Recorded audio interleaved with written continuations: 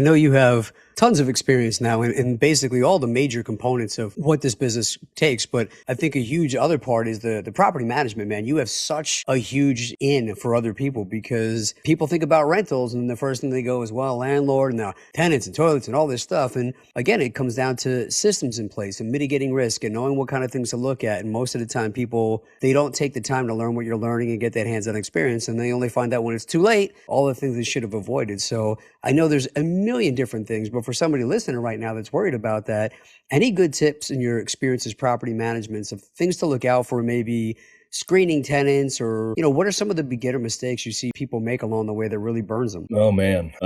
Property management is mostly done very poorly, both by people self-managing and by professionals. There is a reason the stigma in the industry is so bad, both, with from tenants to landlord, and then again from like landlords to property managers. There's a lot of negativity in those relationships. And there's good reason for that, because everybody thinks it's just something that they can do. And it's like going to be this easy mailbox money thing. And then they have 100 people calling them about an available rental, wanting to go look at it on a evening when they've got to be at their, they're trying to self-manage and they got to be at their kid's soccer game or, their kid's recital or whatever it is. And,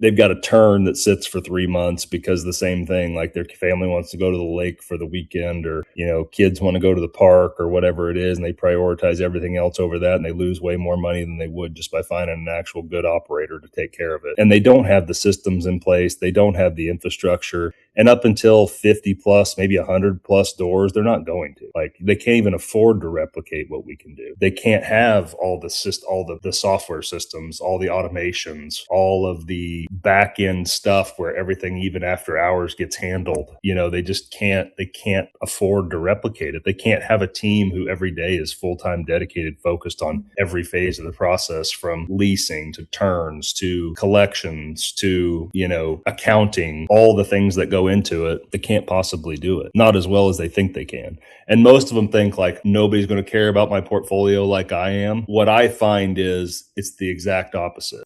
They care about a lot of other priorities before making their rental properties operate at their optimal level. Whereas like our whole system was built around the idea of my properties being successfully ran, and they're all ran exactly the same as that within our system. And again, I started doing third-party management back in 2009 when I was doing anything I could to make money. And it just so happened that was kind of the fastest growing vertical for us in the markets that we were in. So it became our primary business, our biggest business, kind of the main thing we focus on was third-party property management, really. And I would say most people attempting to self-manage cannot beat the operations and the actual net output of hiring a high-level professional manager.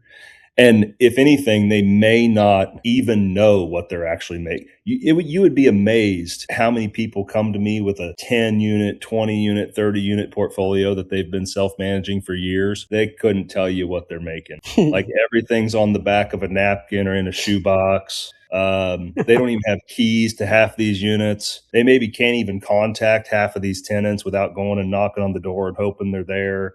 They've not been in these units for years in some cases, and they have no idea what kind of condition they're in. I would just say the average of property management, whether you're self-manager, and I would say the vast majority of professional or property management companies are also doing it very poorly. And that's because they don't have the systems. They don't have the process. Maybe they don't have the scale either to be able to afford the systems and the back end and the infrastructure that it takes that we rent to people for what I would say is an extremely cheap price relative to what it costs. And, you've got an industry that's it's not consolidated at all. You've got a ton of part-time realtors who think I'm going to go be a property manager, and they have no idea what they're doing, and they'd rather be out selling. And, in their mind, they make more money on a commission than they do managing this one property. So if, they can go make a commission, they ignore whatever's going on with your property. And you really need to hire a company that is a property management company for that reason. And if they don't have 300 or more doors, don't talk to them, because they don't have the systems. They don't have the stuff that you actually want.